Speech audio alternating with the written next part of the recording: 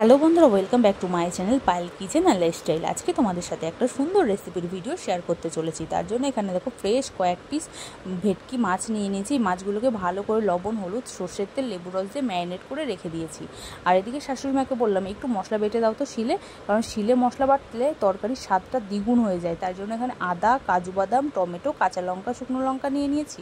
আর মায়ের মশলাটা বাটতে বাটতে আমি ঘরে এসে মাছটা ভাজা বসিয়ে দিয়েছি।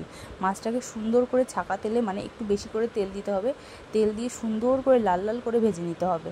তারপরে দেখো এইদিকে আমি একটু পেঁয়াজ কুচি, রসুন থেতো আর গোটা গরম মশলা নিয়েছি, আর ওইদিকে সেই বাটা মশলাটা নিয়েছি।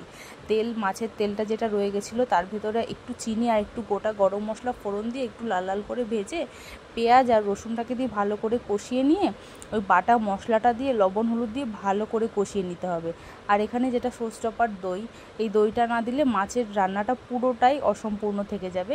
তার জন্য কর্তামশাই দাঁড়িয়েছিল, বললাম দাঁড়িয়ে আছো, দইটা ফেটিয়ে দাও। দেখো মাছের এই যে রেসিপিটা রান্না করছি দেখেই পুরো জিভে জল আসছে, তাই না বলো? স্বাদটা কিন্তু অতুলনীয় হয়েছিল।